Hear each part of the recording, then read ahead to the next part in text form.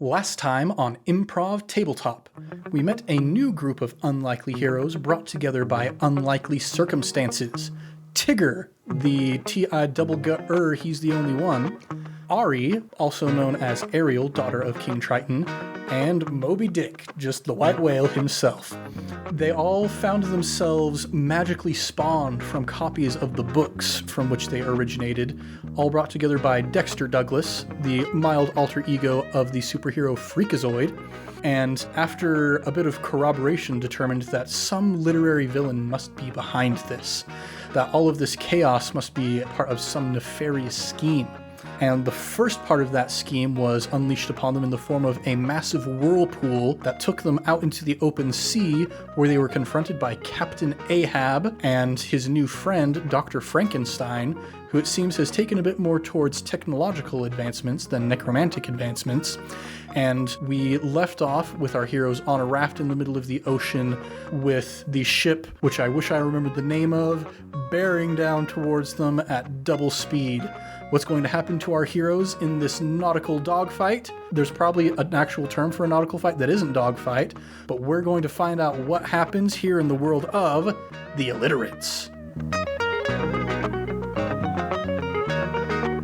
What's shaking, everybody? You're listening to Improv Tabletop, the Fate RPG actual play where we make up everything on the spot. I'm Ned Wilcock, your host and GM, and today I'm joined by... Connor Wood, Shaman of the Rats. Caleb Anderton, village healer of the vultures. And Thomas Brower, eating a nutty bar. According to Jonathan Colton, they coat and soothe the throat in between recording sessions. Or maybe that was Nutter Butters, I can't remember for sure. It's not coating or soothing my throat right now, so... Well, we're going to go ahead and get back into this story.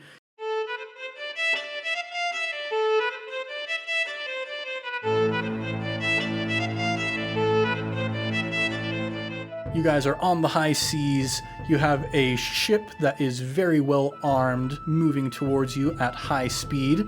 Let's see what happens. We're going to enter into a conflict. So here's what I'm figuring.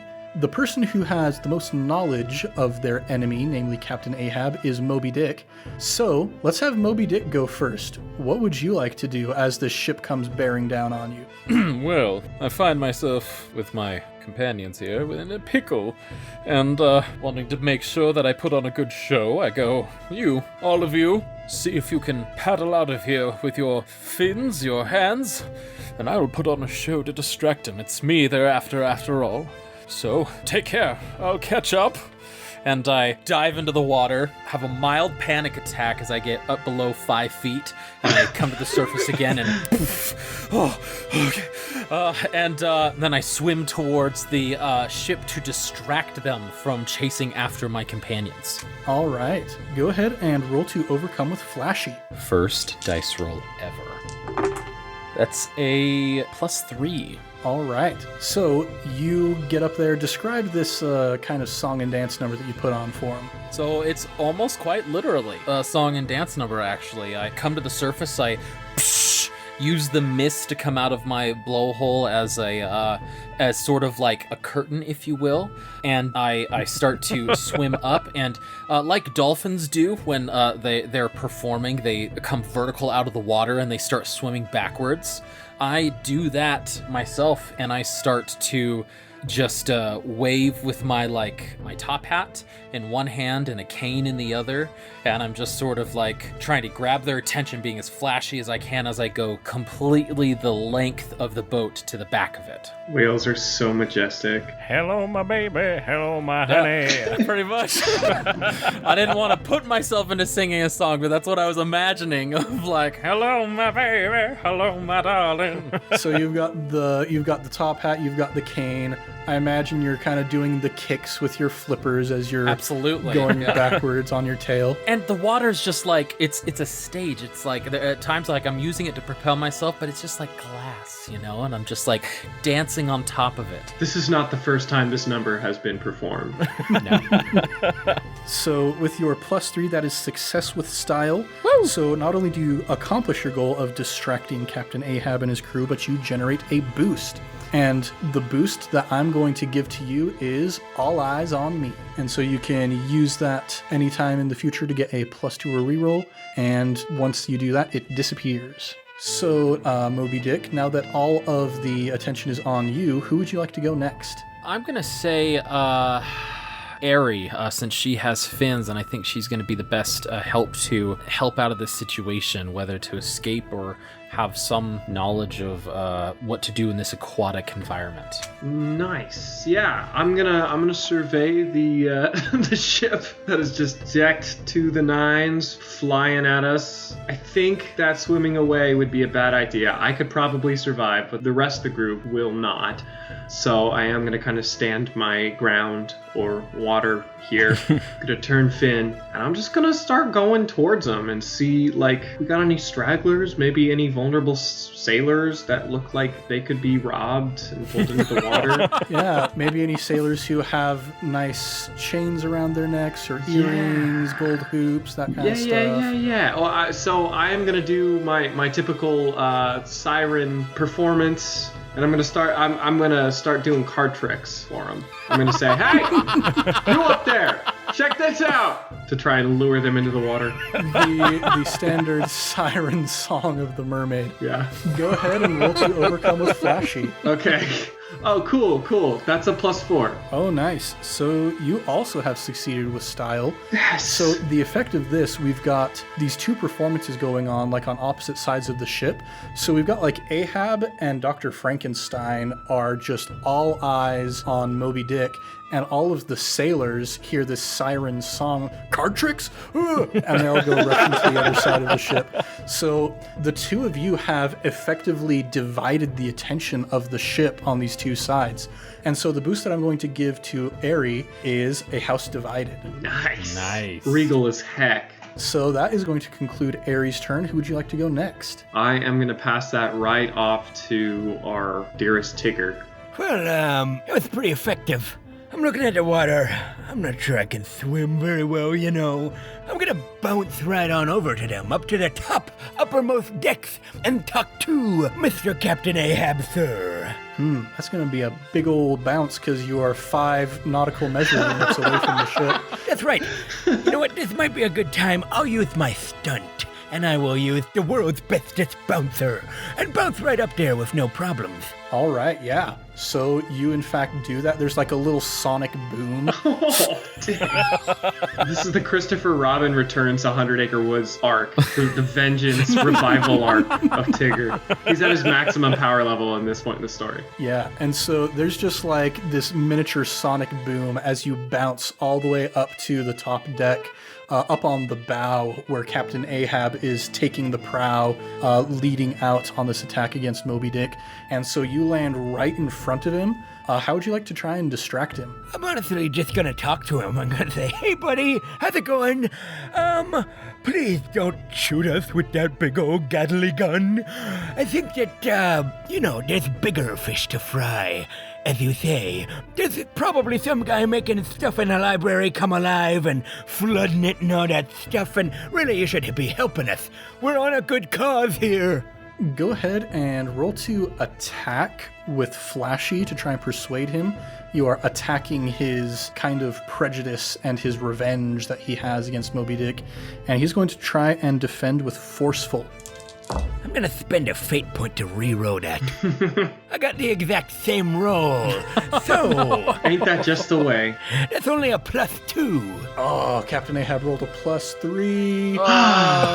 His hatred's too strong. Hold up, I've probably got other stuff I can throw on it there. I'm going to invoke my trouble.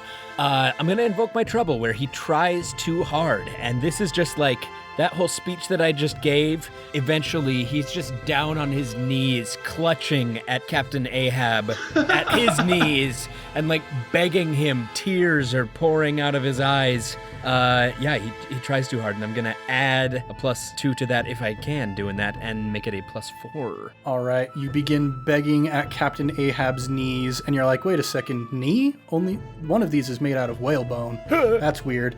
And so as you're begging down, they're just kind of groveling and scraping before him. He is going to spend a fate point. Caleb, when you started begging, I imagined the violin from the TV series. Yes! You gotta help us, please! Captain Ahab spends a fate point to invoke his I'm gonna get my leg back aspect, bringing it to a +5.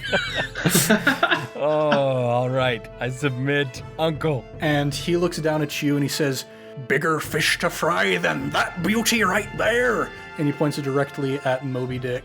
He's like, "That's the biggest fish I ever done seen in me life." I'm doing a can right now. That brings us to the end of Tigger's turn. Who would you like to go next? I'm gonna hand it to my good new buddy Freakazoid. All right. So Freakazoid looks at the ship and sees all of you up there, and he's alone on the raft. And at this point, the strain of like getting shot up into the air and landing on the water, a lot of the ropes have broken, so the raft is starting to fall apart. And he looks at the camera and goes, "I think I should get out of here." And he puts his hands up into the air in front of him and starts making whooshing noises with his mouth. And he starts running across the water towards the ship.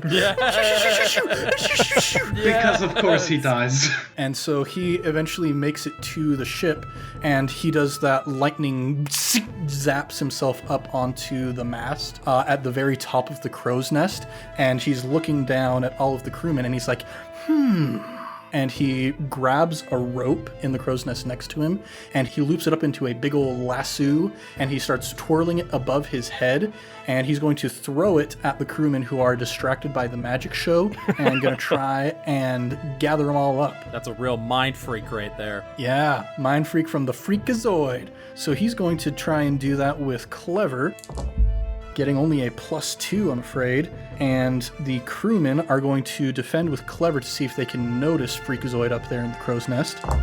Getting a +3, they don't have very good modifiers either. Now, Ned, there's no way that I could like assist Freakazoid with one of my aspects, could I? Or with one of my fate dice, right? So the way that helping works is when an ally helps a character, they give up their action and describe what they're doing to provide the help, and each person who helps in that way gives a +1 to the roll.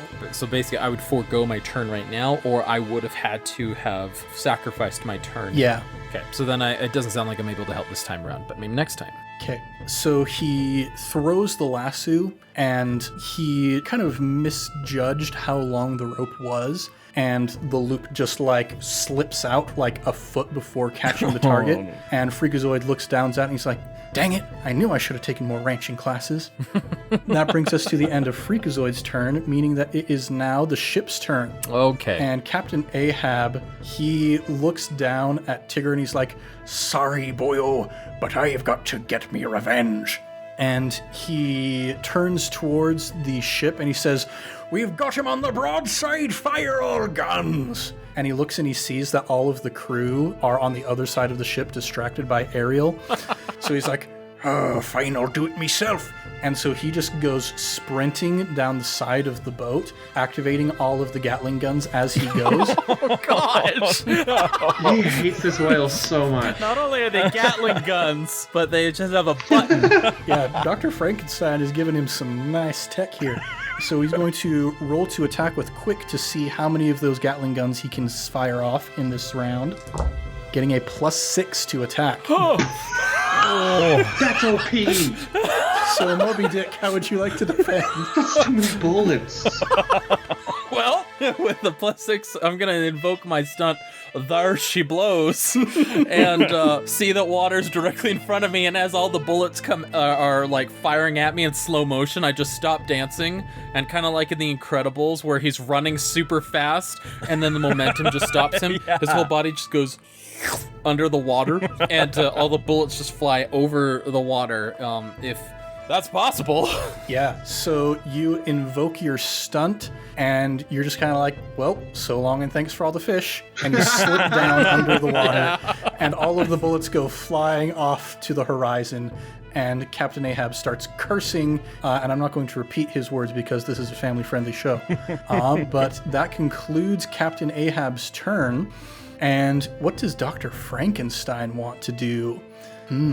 Dr. Frankenstein looks over at Tigger and he goes, "You are a fascinating specimen." Oh my god. Oh, thanks.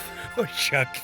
Oh, you shouldn't have. And he goes, "Oh, I think I should, in fact." And he's just going to try and net you up as a specimen for his collection. Does he pull out some chloroform or something and just... You know what? Now he does. Dang it! He's going to try and chloroform you.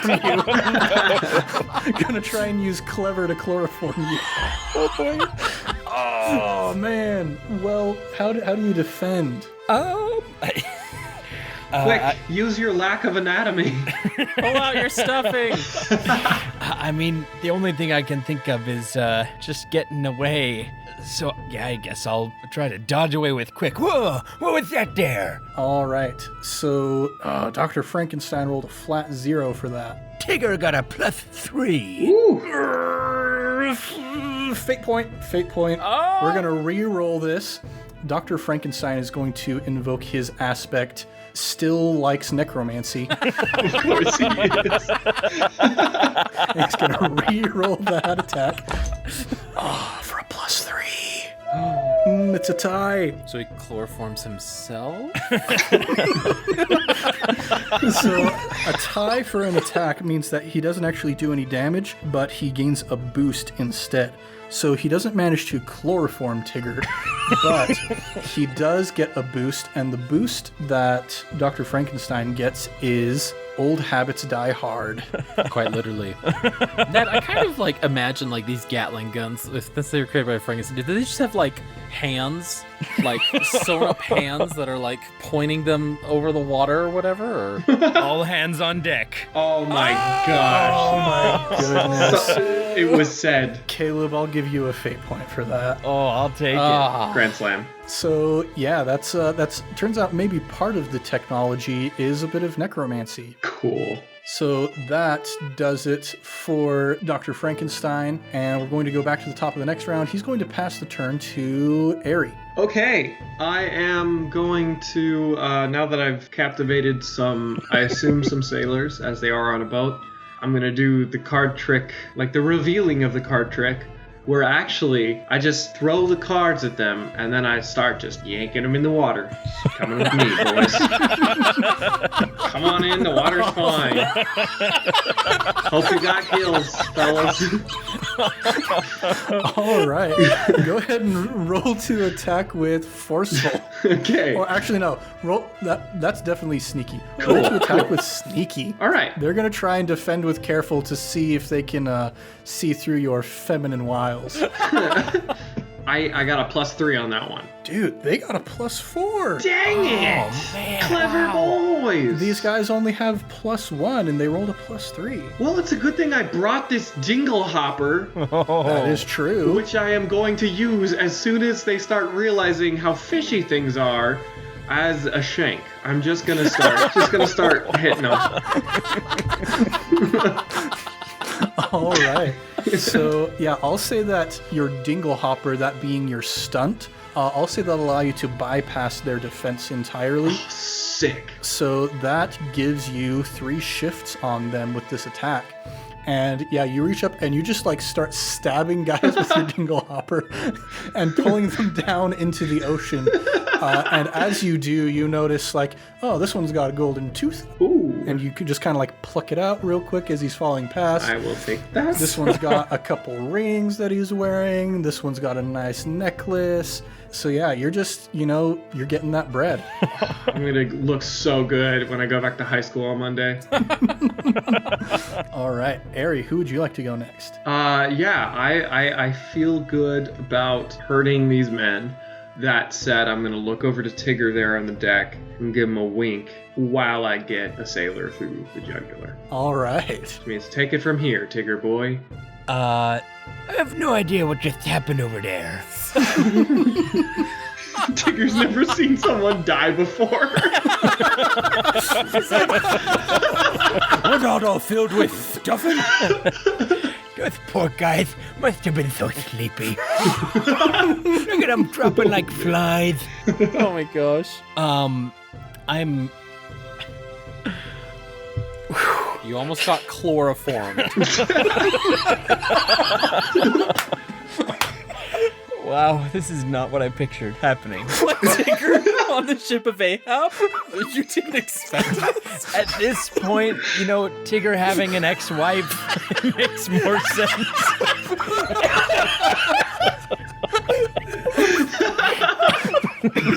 Opportunity missed and lesson learned. Next time we'll follow through with the divorce B plot.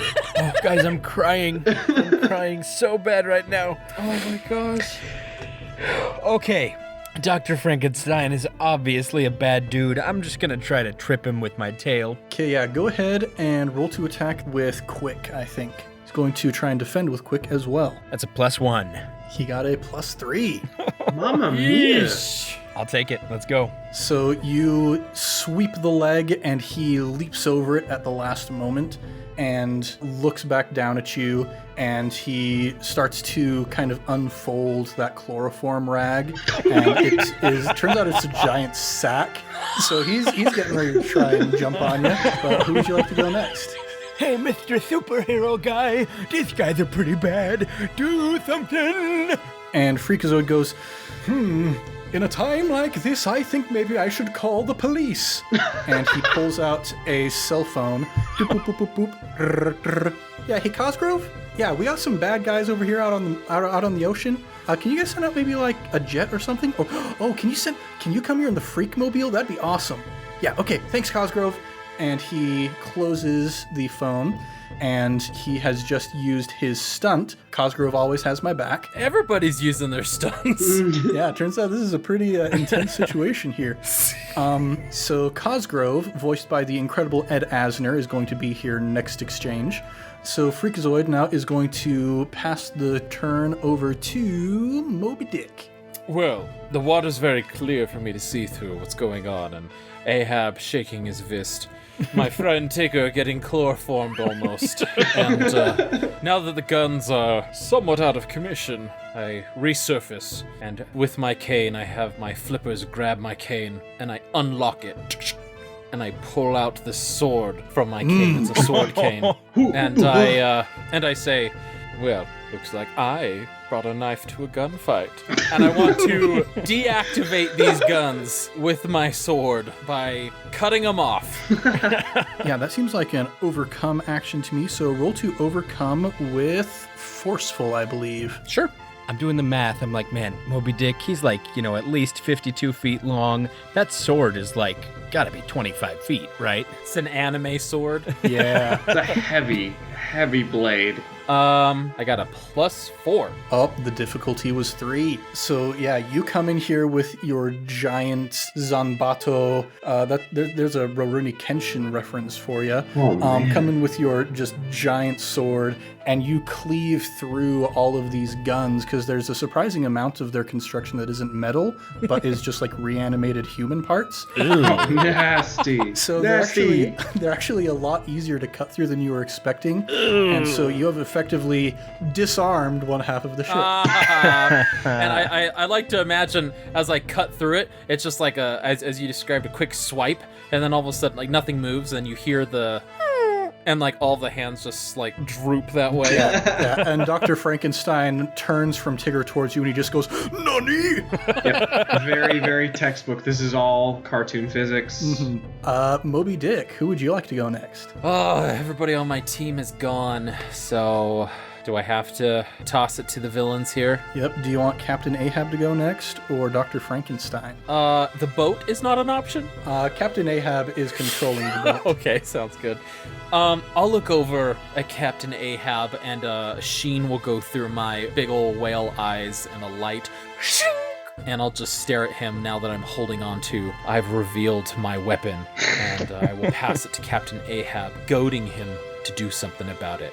And Captain Ahab has a really quick anime flashback where he just feels the pain of that sword slicing through his leg so long ago, and comes back to the future, and he's just fuming. He's like, "Oh, we're out of guns on the port side. Bow to stern, we're turning this thing around. I'm gonna shoot this whale." And so he rushes up to the helm, and he just cranks it as hard as he can, flips the ship, or he's rather going to see how well he flips the ship with his forceful roll. getting a +7. Man, oh man, he is determined. Should we let him win, guys? He really wants his leg back. I will be a new character. So this is definitely cartoon physics. The ship just like zoop, spins 180 degrees like on a dime. Of course it does. Like a hand just picks it up and turns it around. Yeah, and Freakazoid is up in the crow's nest, and as it stops, he's just spinning like a top up in there. So he's successfully turned the ship towards you with these new cannons, but that is going to be it for his turn. He's going to pass the turn to Dr. Frankenstein, and Dr. Frankenstein is going to forget about Tigger for a little bit because Moby Dick just destroyed his guns. So he's going to try and fire some of these guns at Moby Dick. And he's going to do that forcefully, just out of the sheer anger. Only getting a +2. How would you like to defend? Now that I've revealed my weapon, I feel like a different side of Moby Dick is showing forth. Like, he's a flashy, like, sort of pretentious, like, showy type of an individual, but that's not the only reason why he's survived all this long. He's a very quick individual as well. And so I'd like to defend with quick to see how fast I am to try and dodge out of the bullets, so to speak. Or cut him in the air. Who knows? Yeah, you're just like anime swords slashing at these bullets as they fly towards you. Is Moby Dick a kaiju right now?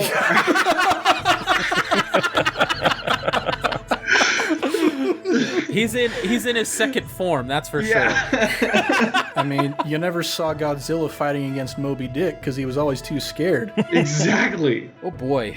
They got a +2?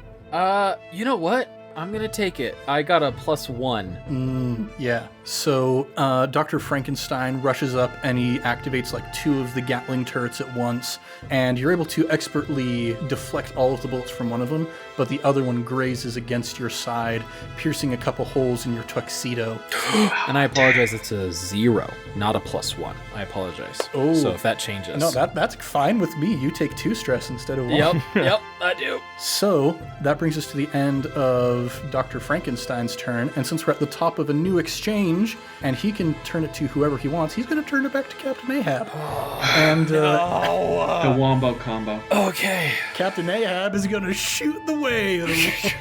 Whale. Let's see how this goes. He's going to attack with forceful, getting a +4. Okay. I would like to...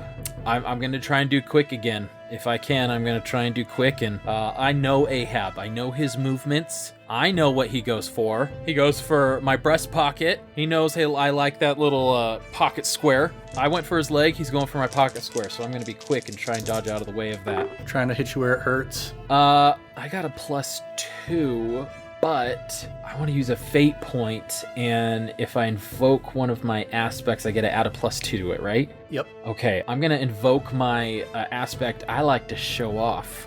And I'm doing this very quick, cutting all these bullets, dodging all these bullets. I like to think that he's going to get me, like, put on a show like, oh no, oh no, oh no, and then at the last second just push off his attack to where I just get a +4, the same as him. All right. I have one more fate point. I figured you would. Captain Ahab is going to get his leg back. So that brings it up to a +6, which is 2 shifts of stress against you. Dang. Yeah. Moby Dick's really hurt.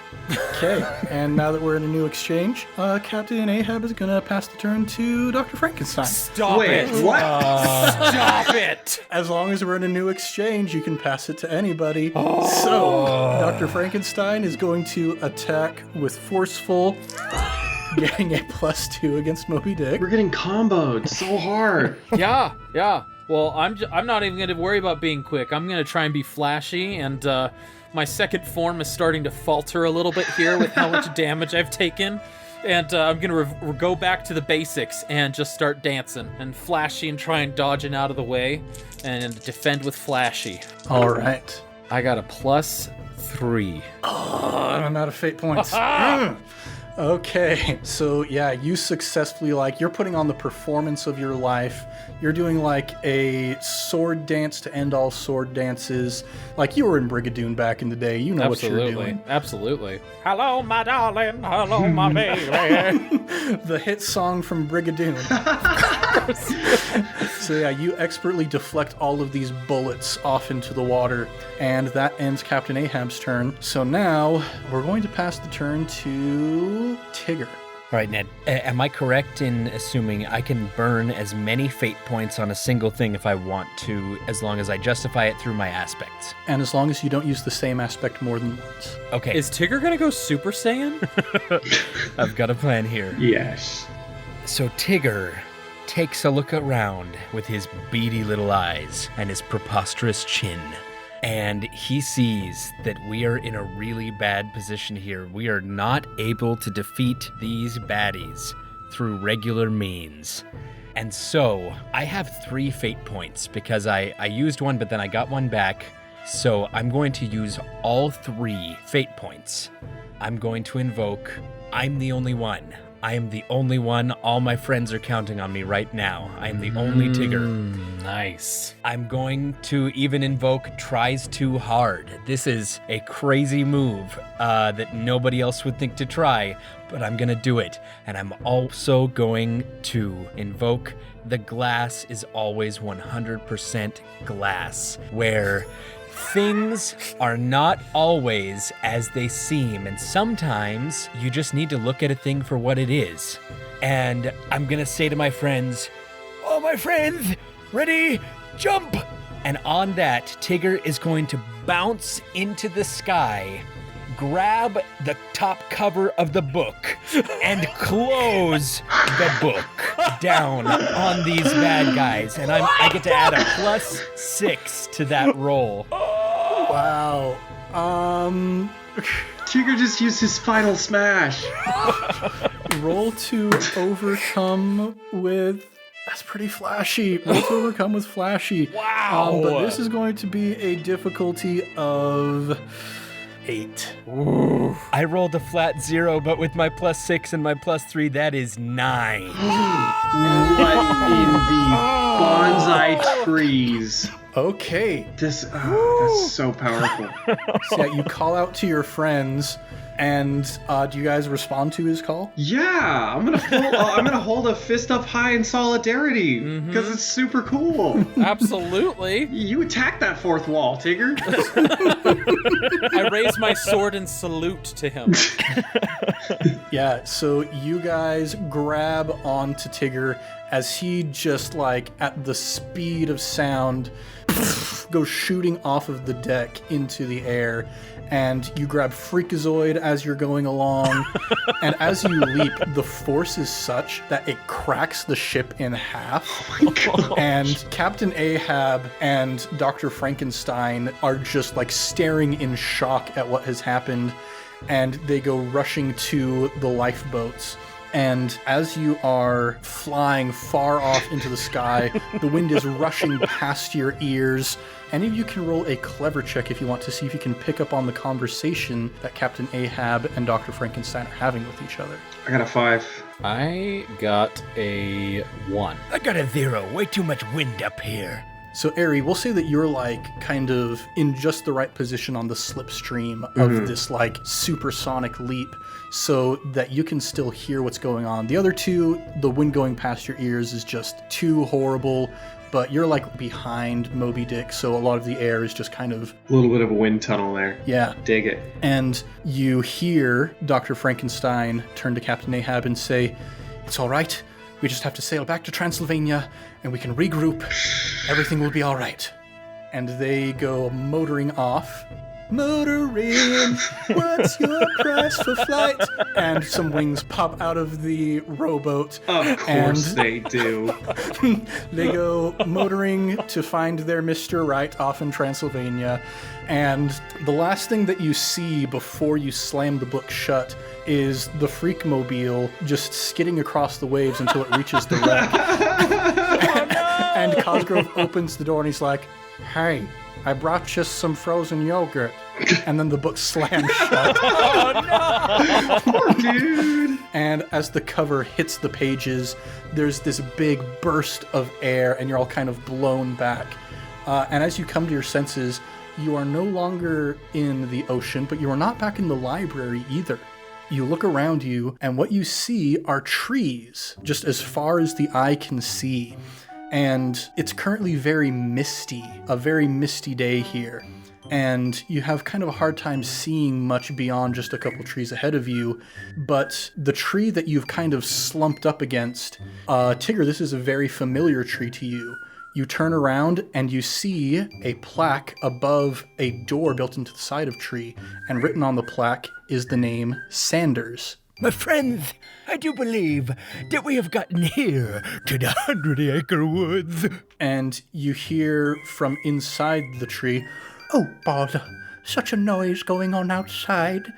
And the door opens up and Pooh looks out and he says, "Oh, Tigger, have you come for some honey?" You bet we have, oh buddy, oh bear. Boy, am I glad to see you. I love this animal. I love this animal so much. Hello. Hello, small animal. I am a princess of the water. I'm gonna hug you now. Here I go. All right. Roll to create an advantage with flashy. All right, +2. +2. All right. You give him a really, really good hug. It's just a great hug. Sweet. That's what I was trying to do. And it's warm and fuzzy, and a little bit sticky because he's got honey all over his fur. But he invites you into his home and he says, "Now, Tigger, you seem very perturbed. What is wrong?" Well, oh buddy, oh bear, it's a long story. There was a library, there was books everywhere, it started flooding, all of a sudden we were on a raft in the middle of the ocean, there was big old Captain Ahab and there was a chloroform guy. It's a big, bad story. I closed the book, and here we are. "Oh, bother. Well, I'm sure that's nothing a nice full stomach can't solve." And he just plops a bunch of pots of honey onto the table in front of you. At this point, I peek my large whale eye into the doorway and start smelling that delicious. Oh my! I don't believe I've ever smelled or had this delectable substance. May I, if I just may? And I try to put my fin in to just like tap like the top and try and like get a little honey on it, so I can just start scooping it into my mouth. It's very tight though, very tight. Yeah, it's so tight that you're going to need to roll to overcome with careful. Oh boy. +1. Yeah, so you're kind of knocking things over, like you knock over a chair. Pardon me. You knock the poo-coo clock off the wall. Excuse but me. Eventually you get a nice bit of honey and you can dab it on your whale tongue, and it is very good. And it's even better in this world than real honey is in real life, because every time I saw them eat honey in Winnie the Pooh, it just seemed like the most wonderful thing ever. Yes. So good. Yes. And real honey just doesn't quite match up to it, I feel like. Especially when you eat it exactly the way they do, it just doesn't. It doesn't taste the same. But as you guys are filling your bellies with honey, Pooh turns towards you, Tigger, and says, "You've come back to the 100-acre wood at a very strange time. It's so misty out there, and there are noises out in the trees. Perhaps some heffalumps or perhaps some woozles. Strange howlings." You guys, I think our nefarious villain has made it here before us. He's changing every world. The 100 acres, mixing up the stories. We gotta put a stop to it. I heartily agree. We can't have these Spookables.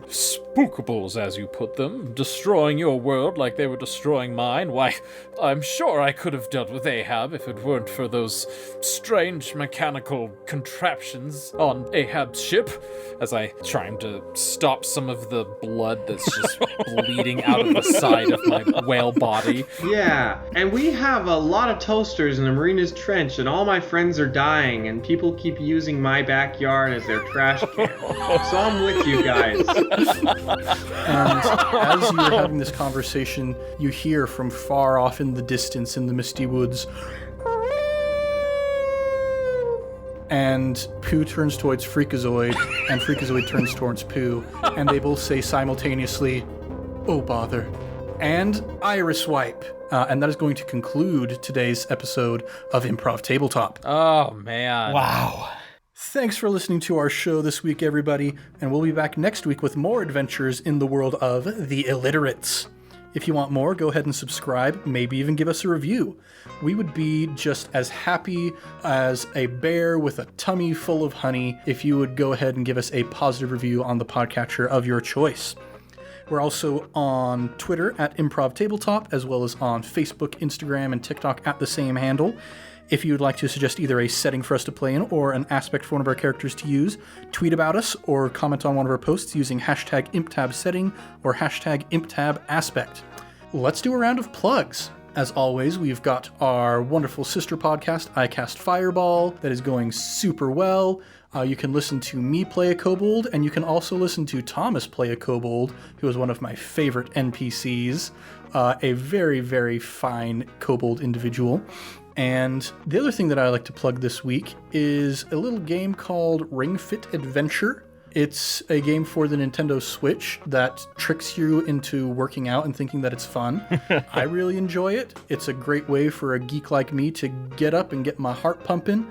And if you're in need of a nice, fun way to trick yourself into thinking that expending calories is an enjoyable way to spend your time, then go ahead and check out Ring Fit Adventure. I've been putting a lot of hours into it lately.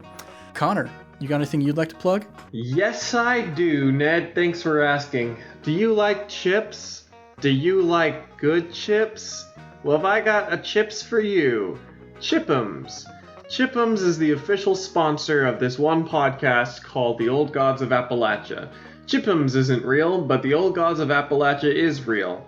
And I remembered it. It's a horror anthology podcast series in the vein of Twilight Zone, but set more in a kind of urban, turn-of-the-century, early 1900s kind of West Virginia. It's a horror anthology series that takes place in a budding America. I enjoy it quite a bit. If that is your cup of tea, go give that a sip, because it's piping hot. Not to be confused with the new Appalachian Workshop, which was a very short but wonderful bit on My Brother, and Me. Yes, also sponsored by Chip'ems. Nice. Caleb, you got anything to plug? Guys, I just like to plug therapy. Therapy is great. If you don't have a therapist, go get one. Everybody needs one. Tigger almost had an ex-wife. Maybe if you have therapy, you also will almost have an ex-wife, because you won't have an ex-wife because you'll be in therapy. Tell him, Tigger. That's right. Oh boy, that got away from me.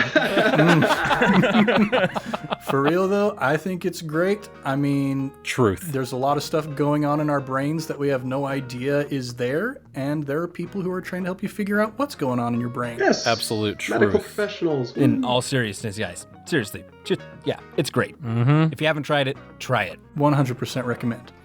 And Thomas, you got anything to plug? Well, I've got this podcast where I do a terrible impersonation of voices. Well, actually, I do a fairly good impersonation of like different accents and voices in iCast Fireball, but they just quickly dissolve within 5 seconds of me establishing them quite drastically. So if you want to hear me start off really well with an accent and do my darndest to keep it alive, go check it out. Also, my wife's got a jewelry making business, Be Wired Jewelry.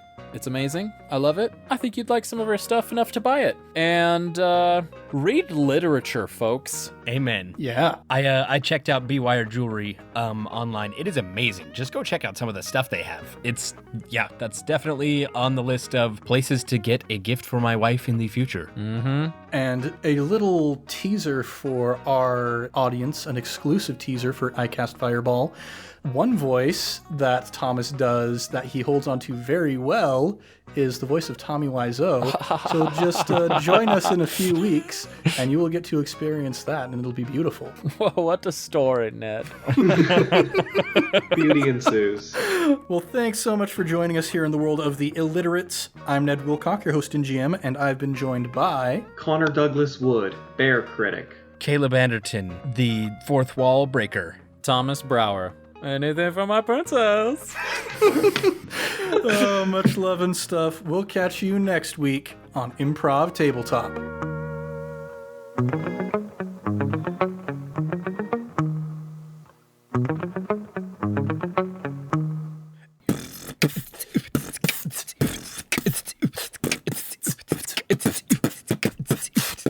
This is is all going on the end of the episode, you guys.